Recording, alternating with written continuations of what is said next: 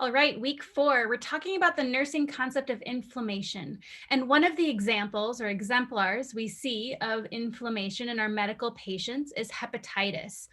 Hepatitis, hepato meaning liver, and itis meaning inflammation. So it's inflammation of the liver.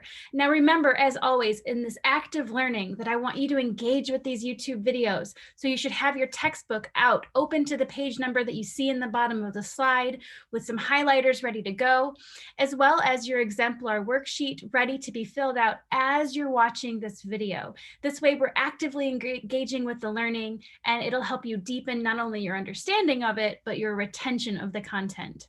So go ahead and turn with me to page 1372, and we're talking about what is hepatitis. Remember, hepato means liver, and itis means inflammation. Now, the liver sits in the upper right quadrant of your abdomen, and it has a few different functions. It helps us to detoxify the body and filter out toxins. It also helps to store fat-soluble vitamins like A, D, E, and K, and it helps with coagulation of our blood. So different clotting factors are produced by the liver.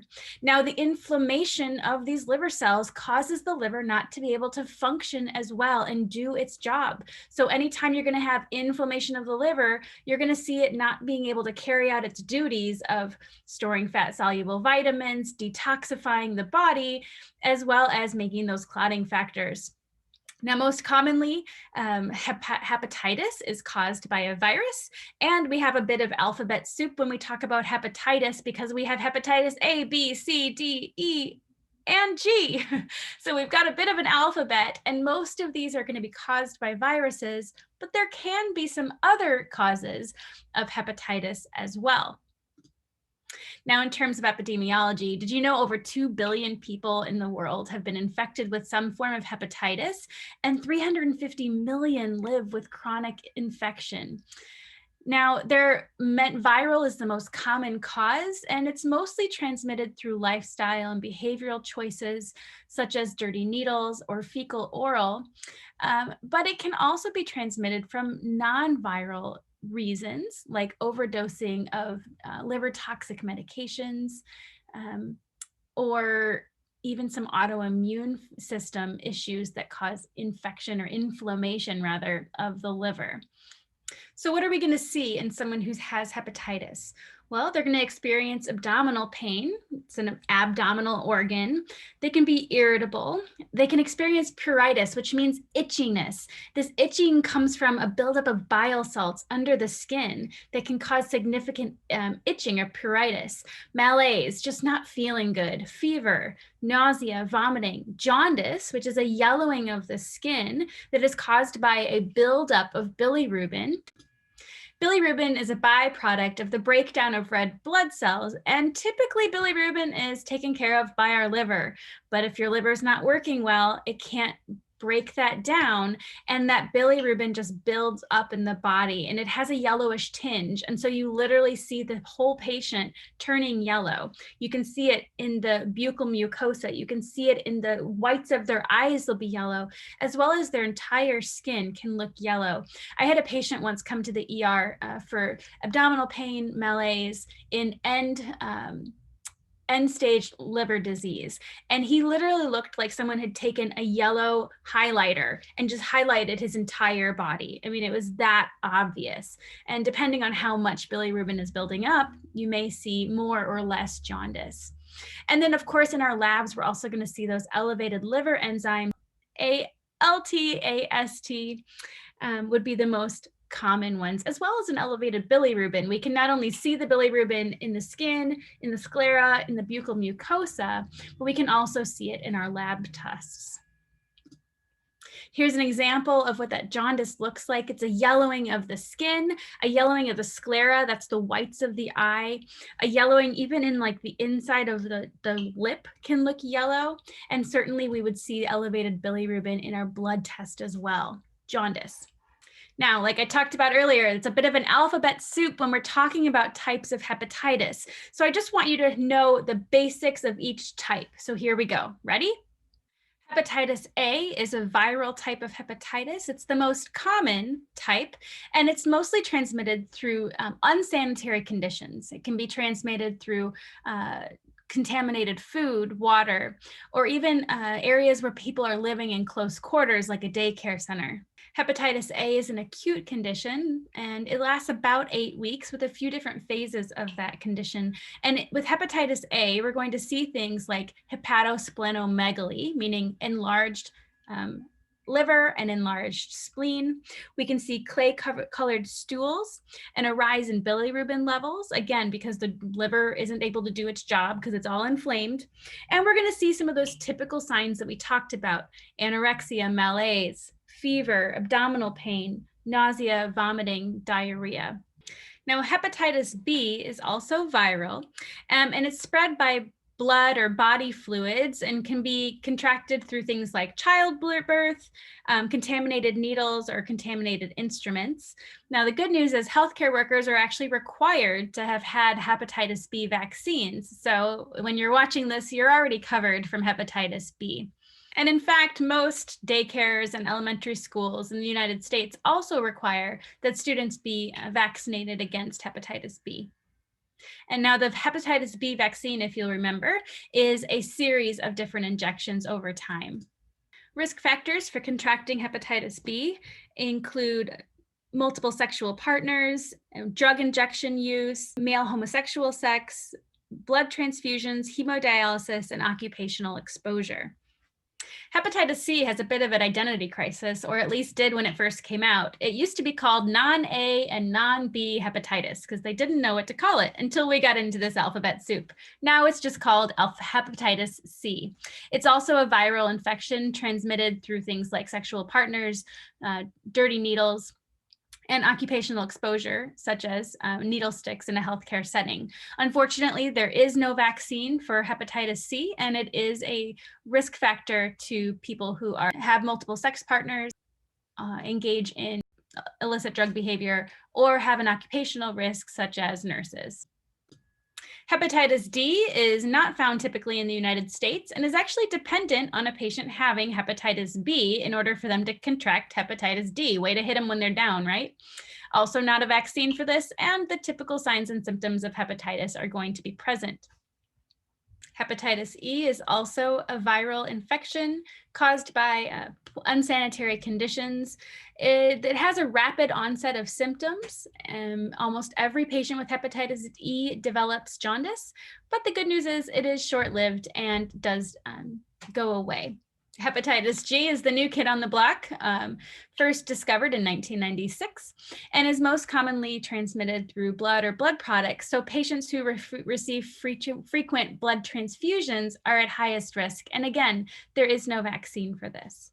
Now, there can be some toxins that cause hepatitis that are not virus related, and depending on how quickly the toxin can be discovered and removed from the patient, then the outcome may differ depending on how long that patient was exposed to the toxin. Acute versus chronic hepatitis. So acute is defined as something less than 6 months, while chronic is an infection that lasts longer than 6 months. And most liver cancers actually come out of liver infections that are chronic liver infections. Now remember, the type is going to tell you if it's viral or non-viral, or how it was transmitted, and if there's a vaccine for it. But really, those signs and symptoms are going to be the same pretty much no matter which type of hepatitis we're talking about. Some are short-lived and will resolve. Some become chronic issues that can be fatal over time. For now, let's go ahead and talk about the diagnostics and labs. What are we going to look for to determine or see how someone's doing if they have hepatitis and how they're doing with that hepatitis? Well, the first thing we're going to look for is their liver enzymes, specifically the AST, the ALT, and the serum albumin.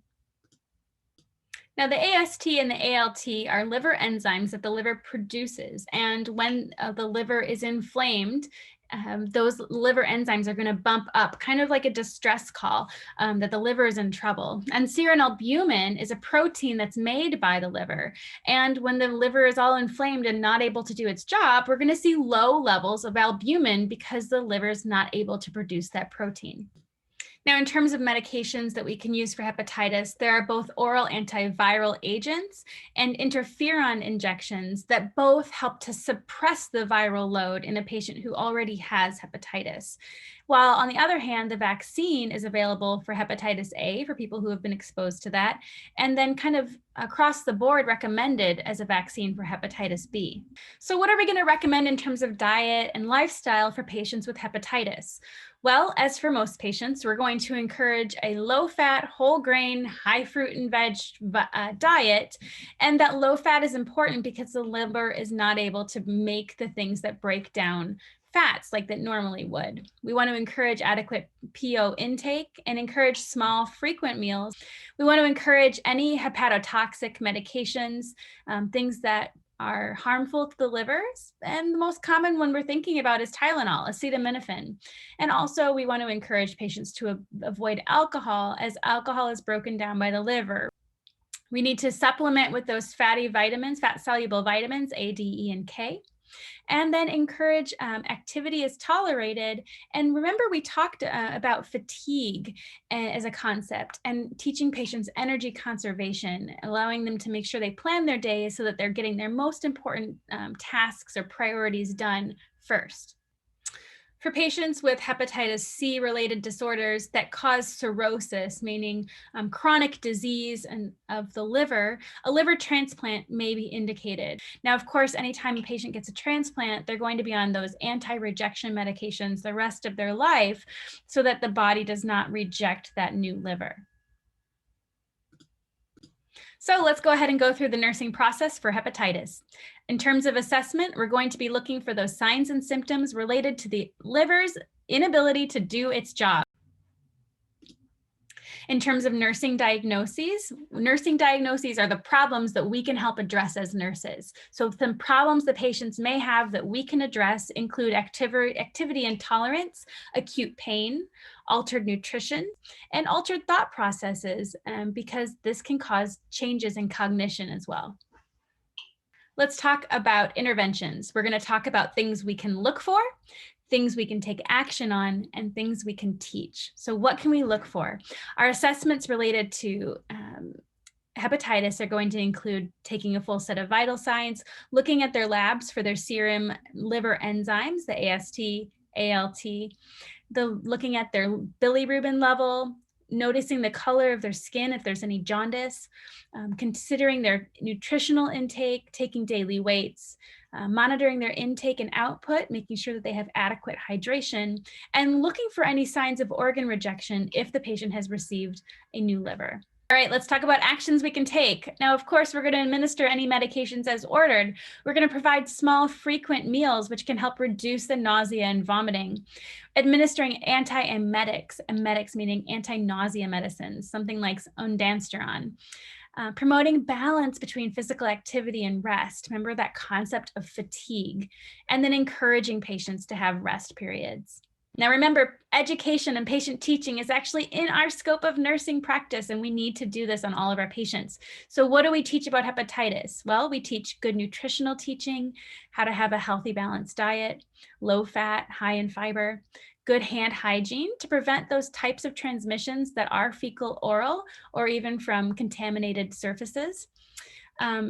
Avoiding behaviors that contribute to transmission, especially if we're talking about sexual partners or using dirty needles when you're using street drugs. Importance of vaccinations and encouraging patients to get vaccinated on these diseases that we do have vaccines for. And then, of course, the importance of safe public water supply, which may not be important around the Chicago area, but certainly something to teach your patients if you know that they're going to be traveling. And finally, the nursing process, let's evaluate their care. We want to see stable vital signs, a stable weight, and understanding the risk factors, transmission and treatment, so that we make sure that the patient knows how they can avoid this, how they can avoid getting others sick, and what treatment options are available for them. That's going to do it on our chat about hepatitis. Thanks for listening, and I'll see you next time.